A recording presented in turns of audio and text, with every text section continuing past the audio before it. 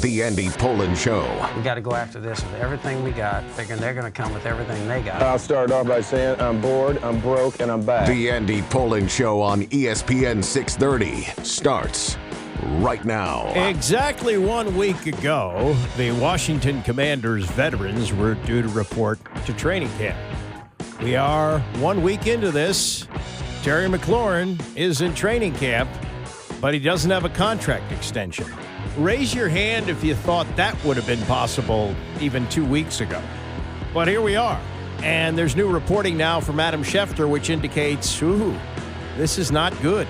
Not good at all. And if you're expecting a quick signing, don't hold your breath on that. We'll get to what Schefter said, more reaction to that. Dan Quinn with a couple of things to say about that as well. And we'll roll into a Tuesday with the Commanders working out, and Terry McLaurin working out on the sides with an alleged ankle injury. I say alleged. They do say it's legit. They put him on the physically unable to perform list. But I would imagine if he signs a new deal, that ankle will be miraculously healed. But it is what it is. Now, this was Adam Schefter yesterday on NFL Live with the status of Terry McLaurin's contract negotiations with the team. He's not going to call it a hold-in, but we can call it a hold-in because I do not expect that we would see Terry McLaurin on the football field until he has some sort of new deal, which the two sides do not appear to be close to getting at this point in time. Obviously, there's a disagreement over his value, and I think Terry McLaurin can look right away at DK Metcalf, a wide receiver this offseason who was traded to the Pittsburgh Steelers, who got $33 million a year on average. Terry McLaurin was in the same draft class as DK Metcalf. He has arguably put up better numbers than DK Metcalf. He can make a claim that he deserves more, but he is a couple of years older as well. And Washington obviously values Terry McLaurin, but not at the numbers that he's currently seeking. And so, again, they can use whatever numbers they want. The Commanders have numbers that they want. The two sides remain apart. Terry McLaurin's back, but a deal is not at hand right now. Now, you heard him talk about the DK Metcalf deal and the numbers. He went a little bit further on that when he appeared on the the Pat McAfee show later in the day with more of these specifics on the deal that Metcalf has, and that not only is he looking for a deal that's equal to that, as Schefter said, maybe looking for more. DK Metcalf was the same draft class as Terry McLaurin. He got about $33 million a year. I wouldn't think that Terry is willing to take less than that, and I think he wants considerably more than that. Now, what it comes in at, we'll wind up seeing. Washington, they're not there right now. And they love and value Terry McLaurin, but they love and value him at a different price. So these two sides right now seem apart on a deal. Like, they don't seem close today. And I don't know how they're going to get that resolved and figured out, but these things usually find a way of working themselves out over time.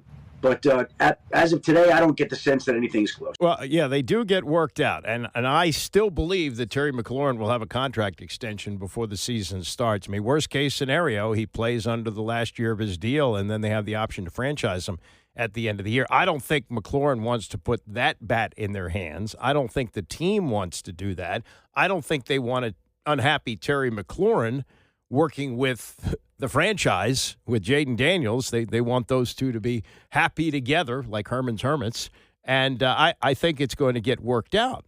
But when you hear Adam Schefter say that he may want considerably more than DK Metcalf, well, the top of the market is Justin Jefferson. Justin Jefferson of the Vikings is making $35 million a year. Is that the price that he's looking for? Is he looking for $35 million a year? Well, then, and I think the feelings now shift a little bit with this. The one thing about this new ownership group, not the one thing, but one of the many things about this new ownership group is they have stopped the leakage. What used to go on in Ashburn was like a colander. Remember the Sunday morning news dumps that Schefter used to have on what was going on behind the scenes with Mike Shanahan and ownership and RG3? We'd always get leaks. All the time there were leaks. We don't get leaks very often. this sounds like something that the team wanted out there. Because I think the fan base looks at this and goes, what's happening here? This is the guy who is the beacon of the franchise. He's a team captain. He's great on and off the field. I mean, even in his contract situation, he's out there signing autographs for half an hour. People are putting their phones up to his face for FaceTime with grandmothers where he wishes them a happy birthday or get well soon. I mean, he's everything you want in a player on and off the field. So why are the Commanders playing hardball with him? Well, now we get a leak which indicates that, really? Terry's looking for that kind of money. We really didn't expect that. We didn't expect him to ask for that kind of cash. He is going to be 30 years old in just over a month. Do you want to do that for a guy like that? And do you want to set a precedent on this team, things that they used to do where they would overpay people? I mean, giving Clinton Portis a contract extension like they did, which is foolishness. And there was a lot of that because you had favored players with the owner. You don't have that now. You're not going to have Josh Harris step in and go, whoa. Terry's too valuable. Give him what he wants. That's not going to happen. But now we've got a little bit of a shifting of opinion here. I think a lot of fans are looking at this now like, maybe they're not being that unfair to Terry McLaurin. Now, if you want some leverage for McLaurin, this was Mina Kimes yesterday on NFL Live with what UB Brown might call a staggering stat. I like to look at a stat called expected points added, which is basically how much a player contributed towards actually scoring. Terry McLaurin was second amongst all receivers league-wide. No other Commanders receiver was in the top 50. So you add Deebo Samuel, who I think is going to be a seamless fit for Cliff Kingsbury's offense in terms of screen, getting you yards after the catch, working underneath. But that's a completely different part of the field from where Terry McLaurin does his best work. Think about all the go balls we saw Jane Daniels hit to him in key high-leverage moments last year. There's really no one else on this roster and this depth chart who I look at and see as being able to replicate that. So that, to me, is what Terry McLaurin and his agents are going to be saying in this conversation, even if, as Field says, the Commanders also do have good reason to not want to overpay him given his age and the state of their roster. Now, that may be a cockamamie stat, expected points scoring or whatever they call it, but he did have 13 touchdown catches last year, which is the most of any receiver in Washington history in a season. And if you think about his catches, touchdown catches, they seemingly were all important. You know, the one against Cincinnati really sticks out in that Monday night game. There are a number of catches that he made last year which had significant impact on games. And so if he is going to sit, and I think that's a very, very remote possibility. I mean, I can't imagine he's going to sit out regular season games. But if he's not playing, he's clearly going to be missed. And I think that the fact that he's not working out with the team is significant. Remember this, when they a couple of years ago, when 2022, when McLaurin missed training camp, there was a lot of talk like, well, you know, he didn't have the ability to got up with timing with the quarterbacks, and that hurt him. I don't think that's going to be the case with Jaden Daniels, but you want him on the field, and now maybe the thinking shifts a little bit, like, maybe he is asking for too much money, because it did seem like the sentiment, and maybe still is, but the sentiment has been on the side of the player. Maybe now it shifts a little bit to ownership, but I don't know, not that much. Then you also have, and you got to take them for their word. I don't think the NFL is going to fine him for this, but there is this ankle injury, which has placed him on the physically unable to perform list. And we have to go through this exercise every day with Dan Quinn about, hey, how's Terry coming along with that ankle injury? No change. I can say, when you do the assessment on what begins on PUP, so for he and for Sam, they'll begin, the day doing the rehab portion. Some days that'll include running. Some days it'll, be more of strength and rehab portions. Then in the afternoon, it's kind of normal business. They go through meetings, they can watch the walkthrough but can't participate. So we just have this process that we'll go through with both of them, and we won't miss it. But both of them are real pros, and they'll put the work in. So no timeline on that. And I certainly, as we're sitting here today, we're still building on that. Well, Cosme's a different story. He tore up his knee in the playoffs against Detroit. If he gets back at midseason, that'll be great as far as I'm concerned. McLaurin's another situation. I think once he signs on the dotted line, he's healed. He's healed. I think he gets up and he goes, oh, my ankle feels great now. I think that's where that's going. But, okay, we go through that every day with Dan Quinn. And then you got the teammates. And Jeremy Reeves, special teams captain, he has been here as long as McLaurin, I believe. I think I'm right about that. McLaurin came here in 2019. Reeves has been cut a couple of times, but their careers have overlapped, and they are two of the longest. I think Ron Payne might be number one now with Jonathan Allen gone. But Reeves and McLaurin are right up there in terms of service, each of them with the team at least 6 years. This was Reeves yesterday talking to J.P. Finley about his conversations that he's had with McLaurin. I got a chance to talk with T, man. I actually texted him not too long ago. I was just like, he was on my spirit. And I just told him, man, like, listen, bro, we love you. I love you. I understand, and just know that, like, I fully support you, bro. Like, I got your back no matter what. Because at the end of the day, right, that's our brother, man. And we love him, and we know who he is and what he brings to the table, and nothing will ever change that aspect of it, right? But we understand, like, that's that. And that's not my business to, speak on, right? So it's like, all I could do is offer my support, and tell him that, look, man, we with you all the way, brother. And we know when he gets back out here, he'll be ready to go, man. So, it's exciting time for him, exciting time for the whole team, exciting time for myself. And, yeah, we're pulling for him, man. We love to.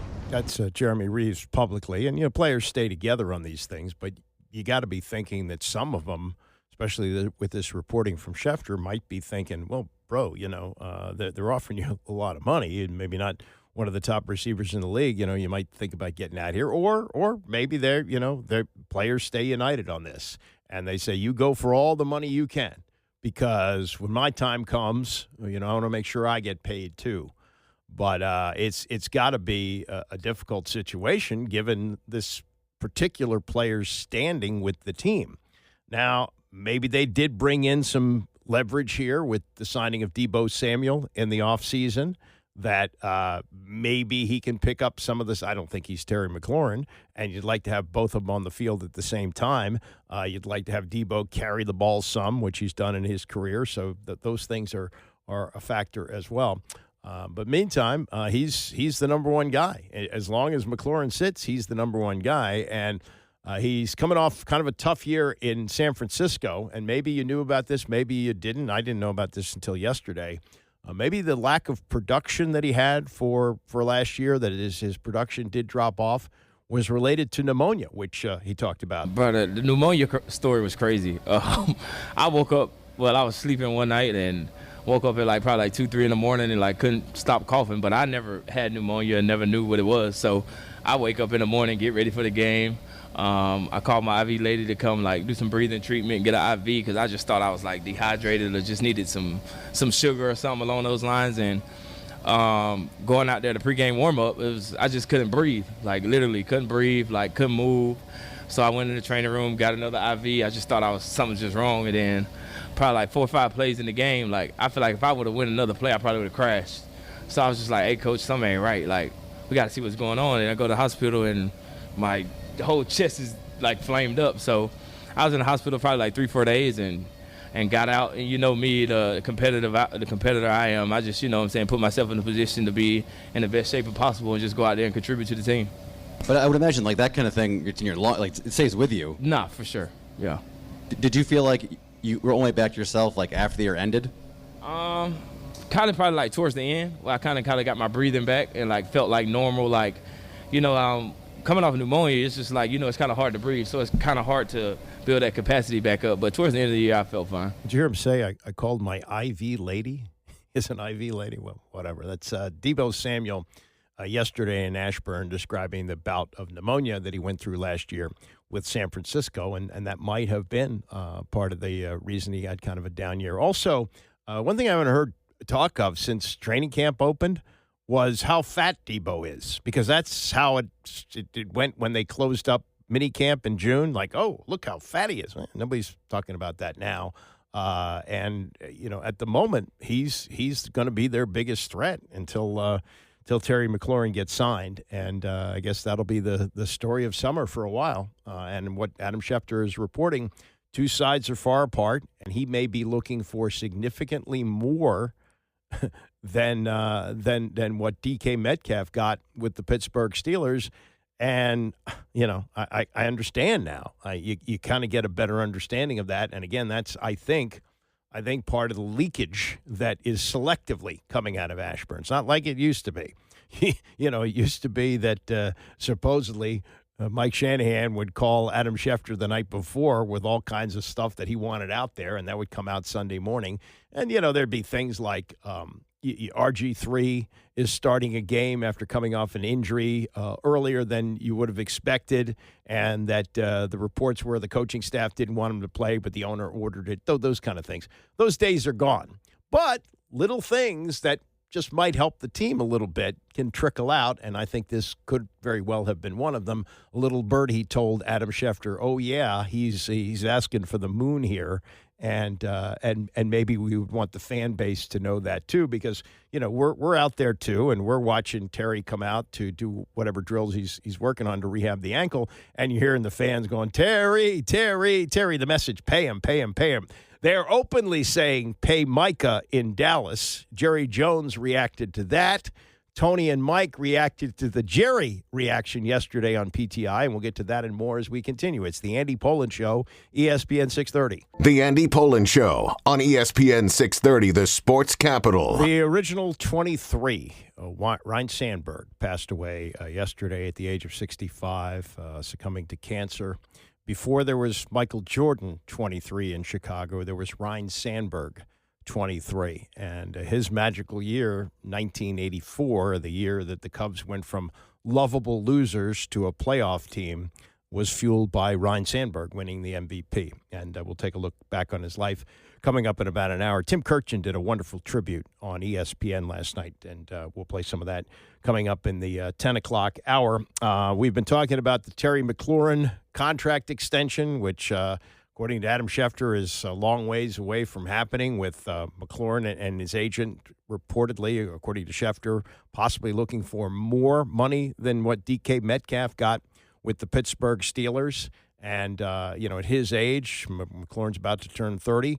That might not be in the best interest of the team to do that, and so the thinking may have shifted a little bit on that. We'll talk about that more coming up in the next hour as well. Dan Quinn with more on that at today's news conference. We'll talk about that in the 10 o'clock hour. Meantime, in Dallas, you got the Micah Parsons situation, which I think is a little bit different than McLaurin, because McLaurin's looking for a third contract. This would be a second contract for Micah Parsons. And at training camp, where Jerry Jones shows up every day, the fans are chanting, "Pay Micah, pay Micah." Tony and Mike reacting to that and the reaction from Jerry Jones. Jerry said afterwards, quote, "That was a faint little sound compared to the way they were hollering last year, pay Lamb. Whoever's not in, you can count on a few hollering that. But it was a big, loud chant last year on Lamb," unquote. Woolman, what do you think of Jerry's response to the pay Micah chants? Tony, from one cranky old man to another about yet another, there is nothing Jerry Jones says that I pay any attention to. Nothing. Because to the point of trying to decipher what he says and assign meaning to it and analyze to it is a damn waste of time, and I don't have that much. Jerry Jones likes to hear himself talk. He likes to talk. He likes to stand in a room with reporters and talk. I'm sure if there's nobody in the room, he'd stand there and talk. It's fine. He's earned it. He's a cranky old man. He can do whatever he wants. But I'm not paying any attention, so I assign no meaning to it. It's what he likes to do. He likes to be on stage. He's not a stage parent. He's just a stage. He's a showman. And he wants all your attention all the time, and I'm not going to give it to him. You are more inclined to do that and read the tea leaves and go into 9 levels of meanings of what he says. I don't give a damn what Jerry Jones says. So without disagreeing with you on any particulars, I disagree with you on the conclusion, even though I think what you're saying is basically right. To me, this is fabulous. And I would say I don't know that there's any owner in any sport who has more fun than Jerry Jones. These people who are yelling, pay Micah, they're Cowboy fans. They're not antagonists. They're not haters. They're Cowboy fans. And yet Jerry, with his tongue planted firmly in his cheek, trolls them. And by extension, by mentioning C.D. Lamb from last year, trolls his player, Micah Parsons, as well. I look at Jerry probably the same way as you do in this regard.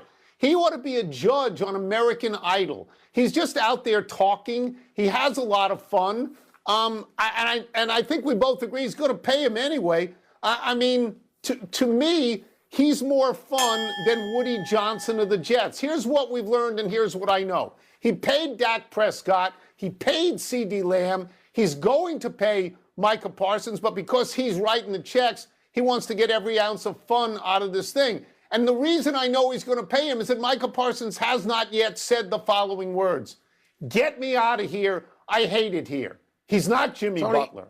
He's going to get paid, and he's going to stay. All that's true, but he hurts his team in the process.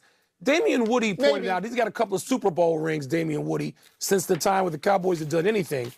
Damian Woody pointed out that when you do this, and it's fine, you can do whatever you want, but the cost is steeper. And so you pay two dudes $5 and $7 million more, and there's $12 million because you waited and you waited and you waited, and then you miss out on two players who might help your roster. So Jerry Jones does this. The Cowboys, they're not in the big action late. They're not relevant in January. So he could be hurting his team while he's doing it. Again, I don't care about that because I don't care about the Cowboys, even though I know that most of the programming on this network is devoted to Jerry Jones and the Cowboys. No question about it. If you want to get inside the head of Jerry Jones, it's pretty much what he said, that he's the general manager first and the owner second. At one time, when he had his greatest success, he was the owner.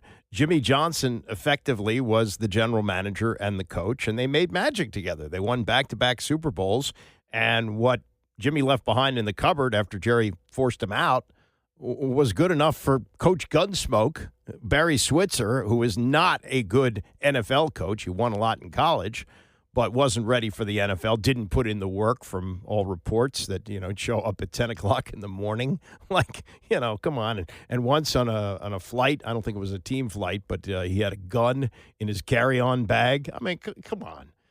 He had a team that won in spite of him. That's really what happened when they won that third Super Bowl. And Jimmy got the credit for that, too, and Jerry didn't like that. When you heard Barry Switzer say after they beat Pittsburgh in that Super Bowl, which was in Arizona, I believe it was Super Bowl 30, which would have been, I think, 96, January 96, you heard Barry Switzer say, "You happy now, Jerry? You happy now?" And I think the implication was, this is yours. You won this. This was not Jimmy. But people still looked at that as Jimmy. So in the 30-plus years since that happened, you've seen Jerry Jones pursuing that. And that's what he wants. He wants to be the guy that built the team, but he has no idea how to manage the salary cap. And he likes this. He likes being in the center of this. Hey, are you going to pay him? You're going to pay him? Well, we'll see. We don't know. Maybe he's going to get hit by a bus if it's a long-term deal. Might not be the best thing for all that. And then his dopey son, he says Micah has to want to get paid. What are you talking about here? So while it looks loony and while it looks like it's destructive to the team, it's also, as Tony says, I think fun for Jerry. He likes this. Jack Kent Cooke, he gets a lot of credit and should for hiring good people and letting them run the team. He's the one that made the decision to go with Bobby Beathard, who was the general manager of the team, and he wanted to get rid of Jack Pardee, and he went with Beathard's recommendation that he hire this young offensive coordinator from the San Diego Chargers named Joe Gibbs, who'd never been a head coach at any level, including high school. And he listened to him, and he let those guys do their job. And as the story goes, when Gibbs and Beathard would disagree on something, they would go into Cook's office, and he would cast the tie-breaking vote. But one of them was going to win, and one of them, both of them with great football knowledge and experience, were going to get a decision that was going to make sense for the team. It wasn't like he would jump in and make these decisions. But Cook liked the action with the Stars. Now, negotiating was a lot different in those days because you didn't have free agency.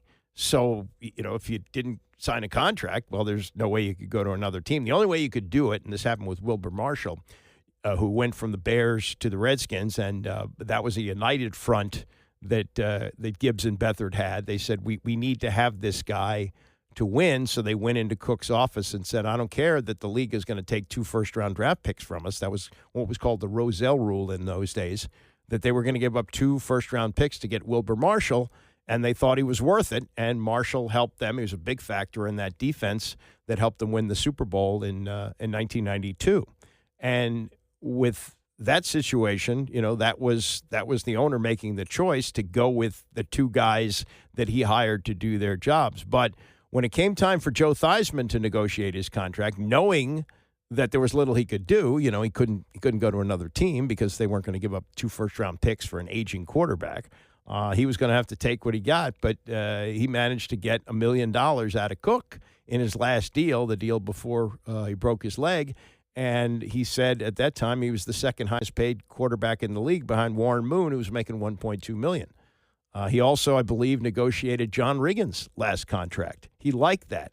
You didn't have a salary cap to deal with then, so things were a lot different. But the fact that ownership wants to get involved in doing this, that's kind of the fun of owning the team, that you get to sit down and talk with stars and sit across the table from stars and say, you're not worth what you think you're worth. I'm going to tell you what I think you're worth. I think there's a sort of a power trip in that as well. All right, we shift to Deion Sanders and some news yesterday, which is distressing, but I guess also encouraging.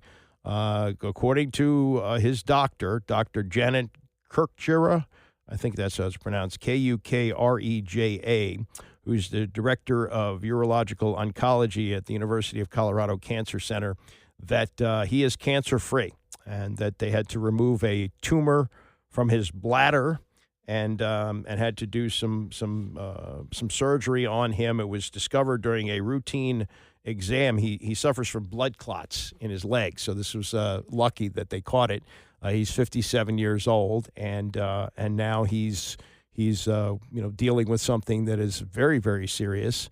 But hopefully they got it all, and hopefully he's going to live a long life from here. He's going to continue to coach. And he's got a sense of humor about this. He said, I can't pee like I used to. He says, I depend on depends. I'm making a joke out of it, but it's real. It is real. It's real. If you see a porta potty on the sideline, it's real. I'm just telling you, you're going to see one at practice on the sidelines in games. So, it's more than just bladder surgery. According to what the doctor said, they used some of a small intestine to create a new bladder. And he should be, as they say, pretty active in his recovery. After the news conference, which, again, he made some jokes and was, very upbeat. And he also said, and very importantly, that this is going to create a lot of attention for people to get exams. Get yourself an exam for a total body scan, things like that. I have a physical every year. My doctor checks on these things. A lot of people don't do that. He said, this hopefully will create attention for that. He also talked to Michael Irvin, a little sit-down that he did with Irvin, his former teammate with the Cowboys, and they talked about how this all came about. I had cancer. I had cancer, and I had a couple choices that I could have this sort of like chemo thing and go once a week for a multitude of weeks and get that done. But I'm coaching. I ain't gonna leave and go there once a week, way to Denver, and no, let's take a shot. Or I could go heavy and they try to get it all out tremendously. And that's what I chose. I'm all or nothing. Let's go, let's get it. Because I know me, I'm not gonna wanna go back and forth to Denver to get that done every week. And it was aggressive. It was extremely aggressive. And one of those looks that I had when it was going on with Shador and Charlotte, the draft at the house, it had nothing to do with the draft. I'm thinking about I got this surgery coming up in a couple weeks. It had nothing to do with that. Like I got the surgery coming up in a couple weeks. And let me tell you one part. Wait, Tom. You knew this while the draft was going on. Yeah. Oh, that breaks my heart. Yeah. Oh, They didn't. You watching? Watching my sons get done. You were like watching this. that while you were going through that. Yeah. But you know what? Throughout the whole process, I never said, Lord, why? I never said, hi. I never said, Lord, why? I never said, Lord, why? I only said, Lord, show me. Yeah. Show me what you're trying to do so I can help you expedite the process. Just show me. We got this, Lord. I know I ain't going nowhere. I know for the enemy to try me, you had to say, have you considered my servant Prime? You had to say that for him to even get to me. So I know that. I'm yours. I know what you're going to do with me. I know what you're going to continue to do with me. But after some time, I started to understand this ain't about sports. This is about everybody. I've always had the autonomy to touch athletes and people that were trying to play this game and build that courage and to motivate people. But now this is for the Tom, Dick, Harry, Larry, Mary, Sarah, Sinead, everybody. That because all our families have been touched by cancer. Have been touched. And now I'm not immune to it. And I'm ready for it. I'm ready to tell everybody what I've gone through. Yeah, he said yesterday, get checked out. Could have been a whole other kind of gathering if I didn't, meaning a press conference or a funeral, I guess. Everyone knows someone who is affected or infected by the C word. I certainly do. You probably do. He's 100% right. So he brings attention to it along with everything else, which he's very good at. The other part of this story, which is, somewhat heartbreaking, because the story of the draft was Shedeur Sanders' fall. It was a guy who Mel Kiper said was going to be among the first few picks, and what did he fall to, the 5th round? And that was a continuing story throughout the draft. Mel got apoplectic about it. I think he went a little overboard on it, but that was an enormous story. Meantime, here's Deion sitting there watching this with his son, and in some ways you might think, well, if he had revealed this maybe a couple of weeks earlier, that might have deflected some of this with Shedeur, but he didn't want to, bother his sons with it. So he did. This was their day, or this was their weekend. I guess Shiloh, the younger son, got drafted in the 7th round, but he wanted to make sure that they had the spotlight, and it wasn't going to be on, poor Deion Sanders.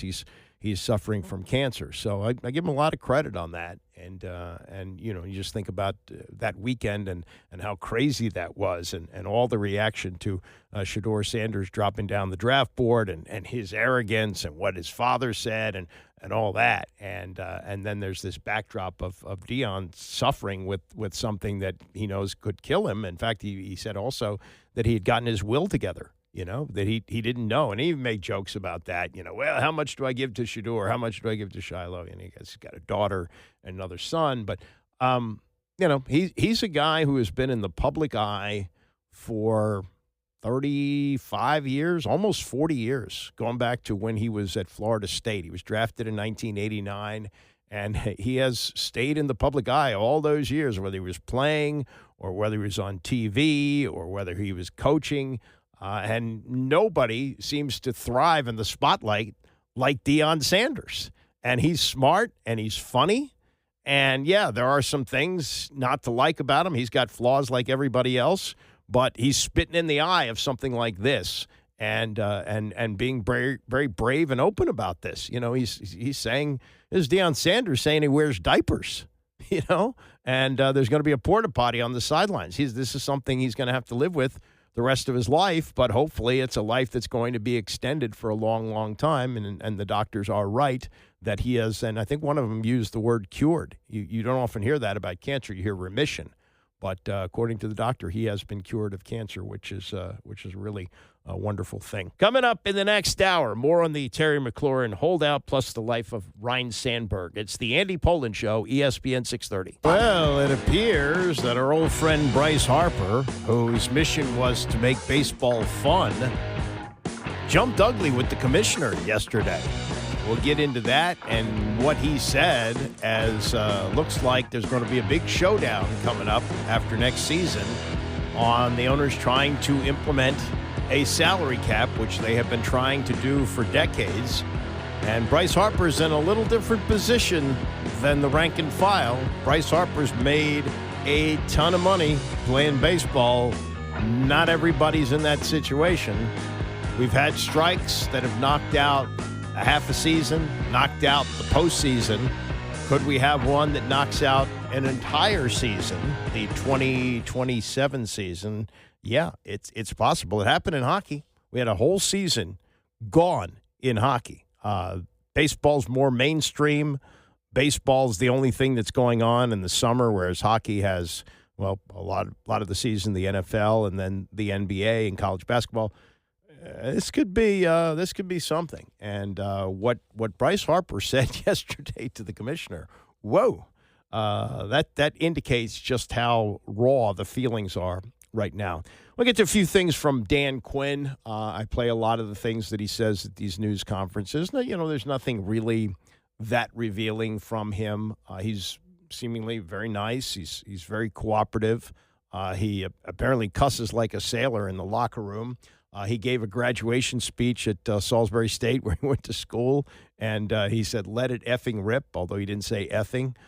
So he has that kind of wild side to him. But generally, what he says at these news conferences are respectful and not all that informational, which most coaches are not. They don't tell you a whole lot of things. Steve Spurrier is about the only honest guy that I really ever dealt with. Not dishonest. I don't want to say the coaches have been dishonest. Forthcoming is the way to put it. And when I asked him in the last show that we did after he was wrapping up his second season, when they went 5-11, not too good, I said, do you have anything to offer the fans for optimism for next year? He goes, no, not really. He said, I could get everybody all fired up about next year, but I don't really have anything to say. You don't really get that from most coaches. But Quinn said a few things over the last couple of days that I want to play for you. One was the padded practice yesterday and the excitement that he feels having his – all coaches love this. They love to hear the pop of the shoulder pads. Quinn, who never played in the NFL but did play college football, clearly relishes seeing his players out on the field in pads. For sure, it's the essence of our game. It's physical, it's contact, and I'm glad that you brought up, from like youth football and high school ball, and like it's also a responsibility to teach it right. How are you tackling? How are you making these contact? Because that's important. This game that we love, you can be tough as hell, and you can also do it as best you can to do it safely. And that's the responsibility of the players to one another, their love for one another. But it's also our responsibility. Let's teach it right. We want our team and our identity to be tough as hell. But for us to do that, you've got to take care of one another and do it correctly. But there is a lot of fun that goes into this day. There'll be more energy that you'll hear, and then it gets normal again, after a few days, because we'll do this, for over the next 6 months, quite a few times. But on the first day, it is part of the essence of the game. And that is one of the big differences with training camp now than the way it used to be. And back in the day, you'd had two-a-days, and you hit in both sessions. Nobody thought about head trauma or anything like that. It's football. You got to learn how to hit. You got to get yourself in football shape. You got to hit. And, you'd go in through the morning practice, and you'd hang up the pads and hope that they're dry enough from sweat when you get back on the field in the afternoon. Meantime, you go to lunch, you try to get a nap in the dorm, and then you're back on the field hitting again in the afternoon. Well, now, the way things work, they only allow you X number of padded practices. It may be, I think during the course of the season, it's really down to, maybe 10 or 15. I don't know what the number is, but it's very low. Hell, back in the day, teams used to hit 3 days a week. Monday you'd have your recovery, you'd have your meetings. Tuesday was your day off, and then you hit Wednesday, Thursday, and Friday, and you're back on the field for a game on Sunday. Well, it's not that way anymore. Bill Walsh, I think, turned a lot of heads when he had those great San Francisco teams, and they were known for not hitting during the week. He didn't see any point in that. And team players used to like Charles Mann. Charles Mann was here for, I think he was on 3 Super Bowl teams. His rookie year they lost. I think he was in the same draft as Darryl Green. But he won 2 Super Bowls. He won the one with Doug Williams and then the last one that they won. And then he finished up his career in San Francisco. And he came back saying, hey, this is great. You don't hit during the week. But, nowadays that's a different thing. The joke, and, Gibbs had to adapt, too, because I think they had rules in place as to how many padded practices you could have when Gibbs was here in the second go-around. I think that's the case because he left again. God, it's been 18 years since he was last the coach here. But I think that was the way things were done when he was here in the second go-round. The other thing from Quinn yesterday was that Scott Abraham had noticed that he does a lot of hands-on coaching at the start of practice. Some coaches do things in a different way. They let the assistants do the hands-on stuff. They kind of observe things. Dan Quinn has spent the bulk of his career as a defensive coordinator.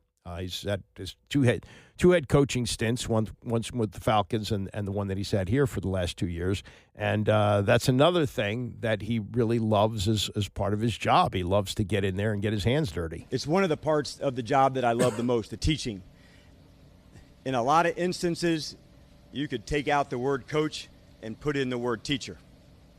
And those are parts, whether it's in the classroom, whether it's on the field, constant reinforcement, constant teaching, challenging to get it right, really high standards for doing things. And so those are parts of it that I really enjoy the most, and why I wanted to become a coach is to do that kind of teaching. So I don't usually go too far from that. Moments like right now, teachers don't do, so I don't love that as much. But I do love that part of it, and especially those individual sessions where you're working the skills. Because if we can get those sharper, then we know the player can get better. And as a coach, that's kind of the whole part of it. Like, the thing that lights me up most is, like, seeing people get better. And if we can make everyone better, and that's my job also to help coach the assistants, and if we can do that better, then all of a sudden, like, the whole tide starts to rise. The other thing is that Quinn is not his own defensive coordinator. He's the head coach. He's got an offensive coordinator, got a defensive coordinator. I think that's the best way to coach a football team. We've had it the other way. Joe Gibbs, for most of his run, especially in the first go-round, he was the offensive coordinator. He called the plays. Nowadays, I don't know if that's really the way to do it in the NFL. And I think that when you delegate, you got people that you can trust. You're in on everything. You get the calls on the headset, and you can, I guess, overrule certain things. But like he says with Cliff Kingsbury, he'll tell them at the start of the drive. He says, "You got 4 plays. We're going on 4th down." I guess they wouldn't go on 4th and 15 or something like that. But if it's close, they're going to go. And so he gives them those parameters. But then Kingsbury, comes up with his play calling scheme somewhat based on that. One more from Quinn. This was from today, and he was asked about a documentary that's about to come out about Alabama football. This is the golden age of documentaries. I mean, I watch a lot of them. So if I can find this one, I don't know where it's on, whether it's on Netflix or one of the other streaming services, but it's called Nothing But a Winner. It's produced by Jimmy Jenkins, and it's about Alabama football, tying together Bear Bryant and Nick Saban. Quinn was asked about that, and this is what he said. I'll look forward to watching that. I had the opportunity to work with Coach Saban for 2 years at the Miami Dolphins, and I learned a lot from him on standards and defense and a philosophy. And so the best of the best have those at the highest level, and certainly Coach Bryant and Coach Saban, everybody knew how you get down. Like, you're part of this program, behaviors, practice, expectations, play style, identity, and those are the things that, as a coach, you wanted to follow and see, and you have to develop your own as a coach. But I'll very much look forward to watching that, knowing Nick firsthand. Coaching job was with Steve Mariucci with the 49ers. It was a standard, and so I keep coming back to that, and Nick and Pete, and so those were some ones, standards, philosophies, that helped me frame my own. Yeah, so a lot of people have learned from Nick Saban. One thing about college coaches, too, that they got rehabbed with Nick Saban. If their careers were going in a downward direction, like Mike Loxley, who bombed at He's either New Mexico or New Mexico State. He was just a terrible run there. He's come on, and I think he's done a good job in Maryland. People disagree about that. But, that was where his coaching career got rehab. All right, some baseball. And Rob Manfred, the commissioner of baseball, is making a tour of the teams, all 30 of them, and he's talking to them about what's upcoming in the collective bargaining agreement, which will expire December 1st of 2026. So there's no danger of work stoppage this season or next season, but the season after that, you'd have to say there's some question as to whether it will start on time or, like hockey 20 years ago, not start at all. We won't have a season whatsoever. We've had lengthy work stoppages before. So, while Manfred is talking about this and how maybe the economics of the game have to change, according to Jeff Passan of ESPN, our old buddy Bryce Harper got up, stood nose to nose with Manfred, and told him to get the F out of our clubhouse. He said if Manfred wanted to talk about a potential salary cap, get the F out. Here was Passan yesterday with more details on ESPN. Rob Manfred met with the Philadelphia Phillies last week, Brian, and look, he does this with every team, all 30 every year, tries to go around and get players' perspectives. And about a half hour or so into the meeting, economics came up, and Bryce Harper essentially said to him, don't be talking about a salary cap, walked into the middle of the room, went nose to nose with the commissioner and said, if you are going to be talking about a salary cap, you can get the bleep out of our clubhouse. And look, this has been in the making, Brian, for a long time. Going back to 2022, the contentious labor agreement that was agreed upon, Rob Manfred at the end of that said, I haven't had a good enough relationship with players, and I'm going to try and change that. So he's been going around talking to them, listening to them. But the emergence of the salary cap, both through owners' comments as well as the public perception that it's something that baseball needs because of the disparity in payroll, is something that players just simply are not going to stand for. It's the only major professional sport in North America without a salary cap, and Major League Baseball players are convinced that it's going to remain that way. So what does this say about the state of the game that a player can basically walk up to the commissioner, curse him out, especially with a new collective bargaining agreement coming up, I want to say, end of 2026? Yeah, December 1st, 2026. And I think on one hand, Rob Manfred didn't stand there and take it. He shot right back at Bryce Harper and said, I will be in this clubhouse and we will have this conversation. And frankly, these are the difficult conversations that need to be happening in order for labor peace to continue. We all remember the 1994 strike. Canceled the World Series. It was a problem, and there is fear throughout Major League Baseball, both on the player side and at the league, that it is going to go down the same path. Now, Rob Manfred has not said he is going to lock out the players upon the expiration of that collective bargaining agreement, but at the same time, there's the expectation that that's going to happen unless things really change drastically between now and then, particularly if MLB owners insist on a salary cap. That was Jeff Passan yesterday on ESPN. A little history here. I covered the lockout of 1990.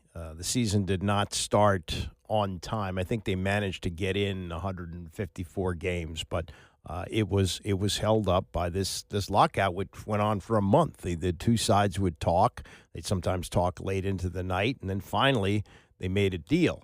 Now, I remember there were owners there while this was going on, some anxious to talk to the media, including a relatively unknown owner at that time by the name of Bud Selig, who owned the Milwaukee Brewers, a small market team. And he would talk into any microphone that was put in front of him, and he would say, we have got to get a salary cap. The game can't survive without it. And I realize we're going back 35 years now, right? 1990? And it didn't happen. There was reason to believe that the players were willing to give on that. And I remember Marvin Miller was brought in. He was the retired executive director of the Players Association. Don Fear at that time was the head of it. Don Fear was a dyspeptic man. He never smiled. He was not necessarily a baseball fan. He was a labor guy, and he was a hard-nosed guy. He wasn't going to give in. They didn't give in, but the owners felt that they might, and this is why they forced out Fay Vincent after this, because Vincent convince the owners to give in, to allow the players to move on without a salary cap. Well, that led to 1994. In the meantime, Fay Vincent was tossed out the door, and who becomes commissioner? Alan Bud Selig. And then we had the hardball of 94, where they tried to saddle up a salary cap again, and it didn't happen, though it knocked out the World Series, and people said, pox on both of your houses, buffet. And then, 1995, baseball makes a comeback, helped in part by Cal Ripken and the chase of Lou Gehrig's record. I think that was a significant factor there. And we continue to do this. Every time there's a collective bargaining agreement that comes up, somebody's talking salary cap. But the players have successfully fended this off. Now, I also heard this yesterday when this was being discussed. Wow, you had Bryce Harper go up to the commissioner of baseball and say, get the F out of our clubhouse? That would never happen in the NFL. Well, let me tell you another historical story, and this goes back 15 years. 2010, we were out at training camp often doing our shows back in those days. And Roger Goodell got on John Madden's bus, and Madden and Goodell went from team to team, with Madden not necessarily representing management, but kind of like a softening blow, I guess you'd say, for Goodell. And Goodell was meeting with the players for each team and basically telling them, shut the F up.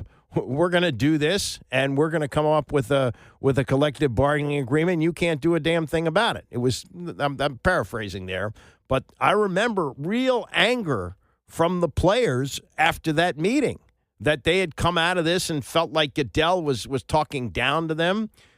The problem with the NFL is, as my friend Tom Lavero says, they're a motorcycle gang, and they cave easily. So we had the lockout the following year. Again, this was going into training camp of 2010. We play out the 2010 season, and then there's no collective bargaining agreement at the end of it, and we have the lockout of 2011. As it turned out, the players got so antsy, they were, borrowing like $500,000 on 20% interest and just crazy stuff like that. It wound up knocking out the Hall of Fame game, but that was it. And the players, as they always do in football, they caved. And, the famous picture of Jeff Saturday giving a hug to Bob Kraft, owner of the Patriots, that was kind of, indicative of what went on there. So football players cave, baseball players do not. We don't really have to worry about that until the season after next. But something's brewing here, and the owners are looking to implement a salary cap. And I would say this in their defense. With a salary cap, you also have a salary floor. And a salary floor means you have to spend a certain amount of money. And teams like the Pirates, like the Rockies, that wouldn't happen. The Rockies are a complete embarrassment. They lost to the Orioles 18-0 over the weekend. They are on track to become the worst team in baseball, breaking the record of the White Sox of just a couple of years ago. And the White Sox are indicative of the new era. If you're either, as Ricky Bobby said, you're either winning or you're losing. And if you're not going to be in contention, you might as well go bottom line on your payroll and stink, get some draft choices, and maybe try and build up your team again. But there are some owners who clearly are not trying. So a salary floor might be helpful to the Players Association. Remember, a union is supposed to represent the rank and file, not $300 million players like Bryce Harper. So that's a factor. Ryne Sandberg has passed away, one of the classiest major leaguers ever, maybe one of the greatest, maybe the greatest Cub of all time, Ernie Banks aside. We'll talk about him and his life as we continue. It's the Andy Pollin Show, ESPN 630. The Andy Pollin Show on ESPN 630, the sports capital. If you are under the age of, say, 50, you might think that there was a world that existed that had always had cable TV. Like, that's like water. You have a bunch of channels from all over the place. No, that's not the case. Some of us grew up with 3, maybe 4 channels. Here in D.C., we had Channel 4, Channel 5, Channel 7, Channel 9, Channel 20. For a while, I think there was like a Channel 14 that you could watch, but generally 4 or 5 channels. You had VHFs and UHF, and not VHS, VHF, I think it was what it was, and UHF. And you had to have that little half circle antenna. Anyway, I'm getting far afield here. But cable TV came along, I think, in the early 70s, but it really wasn't until the late 70s that people started to get it. And again, it wasn't in many homes. Like when ESPN started in 1979, not every home had cable TV. I mean, they struggled for quite a while, actually. They really took off in 1987 when they started televising NFL games. So they were on, kind of shaky ground their first 6, 7, 8 years. And then, once they got the NFL, once cable became more mainstream, they went on to enormous success. And now they're going through another transition period as cable is kind of drying up and going to streaming and things like that.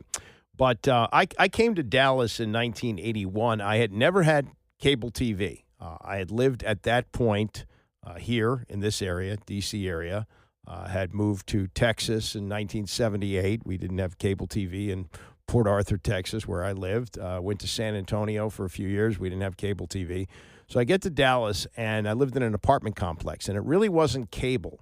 It was sort of a setup with a satellite dish in the parking lot, and you could pay whatever it was, $10, $15 a month to get like another 7 or 8 channels. One of them was a movie channel, one of them was CNN, and one of them was WGN cable. And WGN, of course, had the Chicago Cubs games. And Wrigley Field at that point, 1982, didn't have lights. I don't think they got lights until the late 80s. So all the Chicago Cubs games were in the afternoon. And I worked morning drive then, so I would come home and I would turn on WGN and I would see Harry Carey. Now, Harry Carey came to the Cubs TV broadcasts from the White Sox that year. That was his first year. And in the off season of the 1981-82 season, the Cubs had made a trade, turned out to be a great trade for them, as they got Ryne Sandberg from the Philadelphia Phillies. He was traded to the Cubs with Larry Boa for veteran infielder Ivan DeJesus. So these guys came together, and it came together in a way. Now, the Cubs were still bad in 1982. The famous Lee Elia rant took place in 1983. 85% of America is working. The other 15% come out here to boo us. That all happened. Lee Elia just passed away, by the way. That was a transition period. But after a couple years, Harry Carey was starting to do a team that had been lovable losers, and they became winners in large part because of Ryne Sandberg. And Ryne Sandberg had a career year in 1984, which he was just tremendous. He was the National League MVP, hitting .314, 19 homers, 84 runs batted in, 32 steals, 19 triples, 114 runs batted in. And the Cubs, who had not made the playoffs since, I guess they were in the World Series in the 40s, they won the NL East. And Sandberg played great in the playoff series against the Padres, but they wound up losing that. The Padres went on to the World Series where they lost to the Detroit Tigers. But that was very much of a transitionary year for the Chicago Cubs. And those of us who had gotten to hear Harry Carey say Ryne Sandberg, we got to know this guy a little bit, and so that was really a breakout thing to watch him in what he did.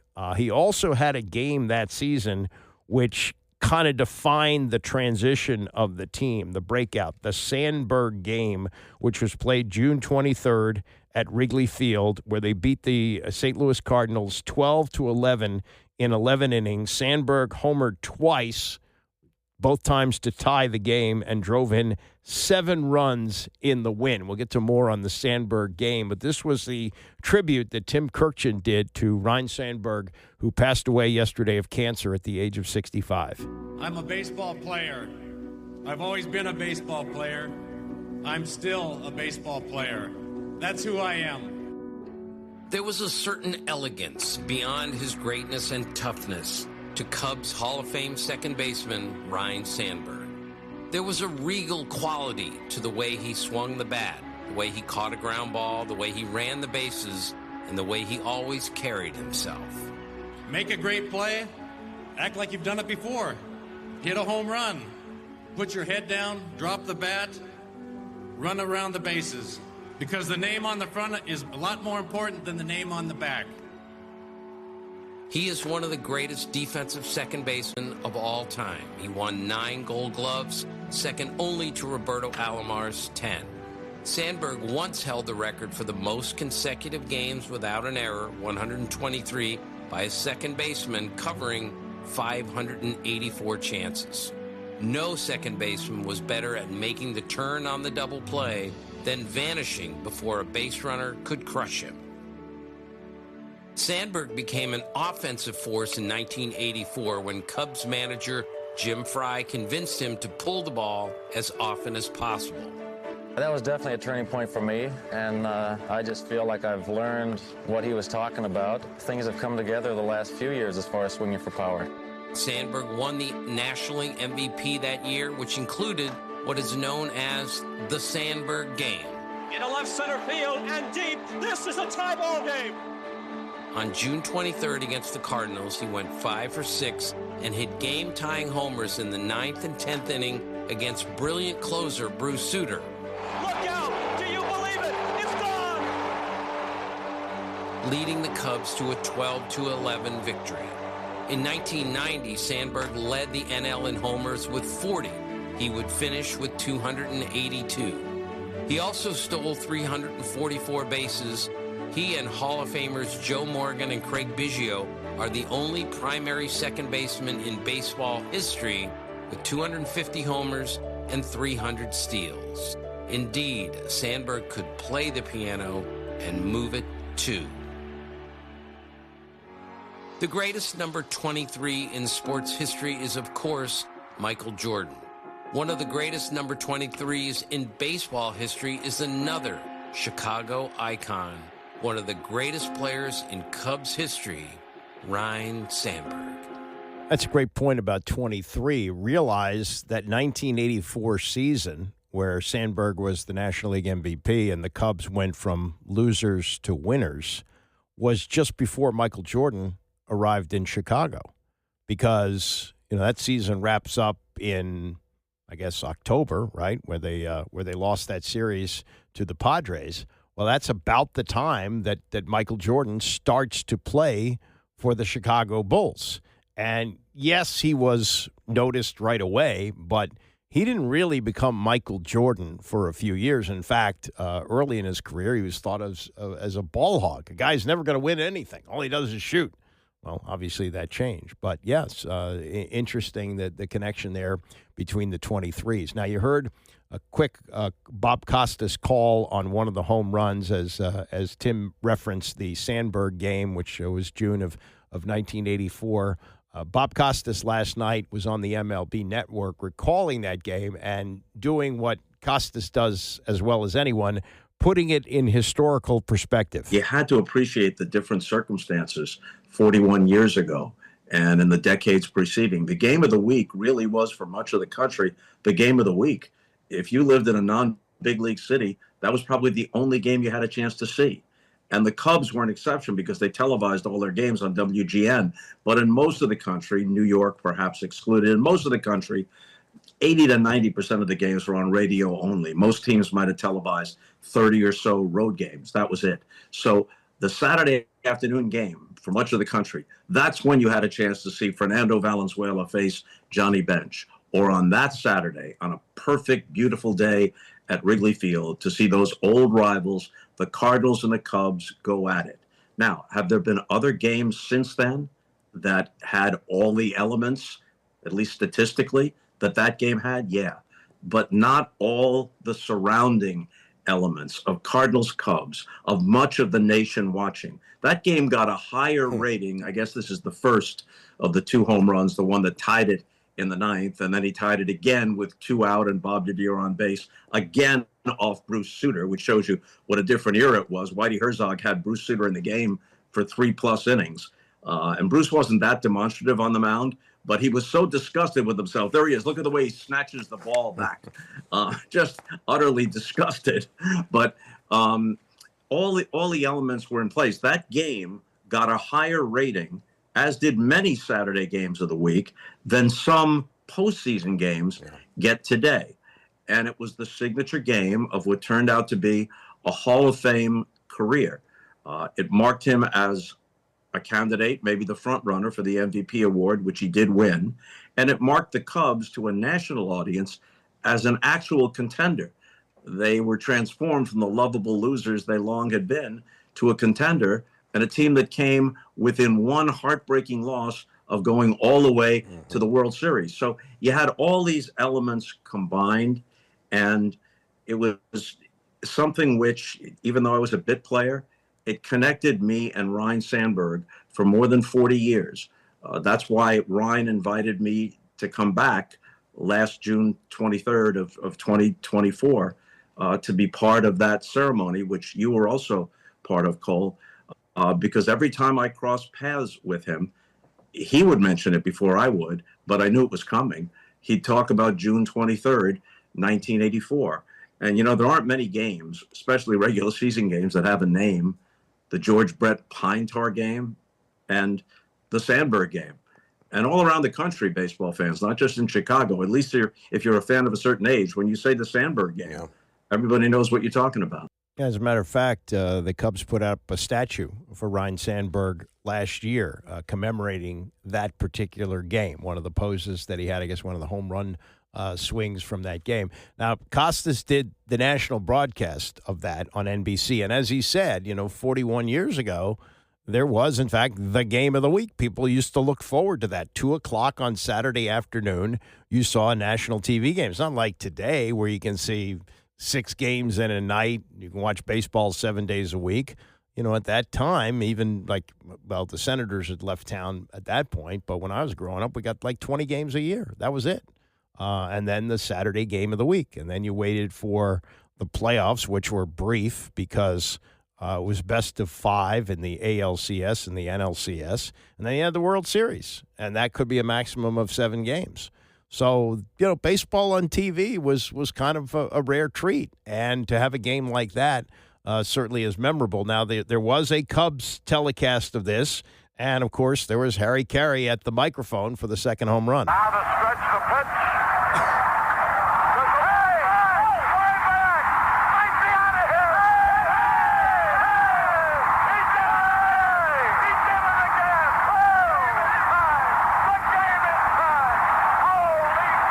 Yeah, holy cow, the Harry Carey signature. Sandberg's success as a player, unquestioned. He hit .285 with 282 homers, over 1,000 runs batted in, 344 steals, 15 years with the Cubs. He made 10 All-Star games, won the Home Run Derby in 1990, and collected 9 Gold Gloves. His success as a manager, not that. He managed in the minors with both Chicago and Philadelphia, became a third base coach for the Phillies, was promoted to interim manager when Charlie Manuel was fired in August of 2013. His record, 119 and 159, resigned as the Phillies manager in the middle of the 2015 season, and I don't believe ever worked in baseball again. Now, 20 years ago, he was elected to the Hall of Fame, got 76% of the vote. The Cubs retired his number, and he was not, a controversial player or outspoken in any way. He was a ball player's ball player, but he used his induction. And keep in mind, this was 20 years ago. This is not now where it's, swing for the fences, and a guy like Kyle Schwarber is celebrated for hitting 200, but, hitting a bunch of home runs. It was a different game prior to that, and really, sort of a different game in 2005, but we're coming off the McGuire and Sosa years, and the home run becomes more important. And so when he was inducted in 2005, he used the occasion to kind of make a commentary on baseball. He said, "I was in awe every time I walked onto the field. That's respect. I was taught you never, ever disrespect your opponents or your teammates or your organization or your manager, and never your uniform. You make a great play, act like you've done it before. Get a big hit, look for the third base coach, and get ready to run the bases." Sandberg gestured to the Hall of Fame inductees seated behind him. "These guys sitting up here did not pave the way for the rest of us so that players could swing for the fences every time up and forget how to move a runner over to third base. It's disrespectful to them, to you, and to the game of baseball we all played growing up." He said, "I didn't play the game right because I saw it as a reward at the end of the tunnel. I played it right because that's what we were supposed to do, play it right and play it with respect. And again, that's 20 years ago when Ryne Sandberg went in the Hall of Fame. Only 65 years old, and believe me, I'm older than that, and these kind of things tend to hit a little bit harder as you go on. I remember Ryne Sandberg, just as he was emerging as a star player for the Cubs at the same time that Harry Carey was introducing me to WGN and the joys of afternoon baseball at Wrigley Field in the early 1980s. Bram is up next, and I'll see you back here tomorrow morning at 9 a.m.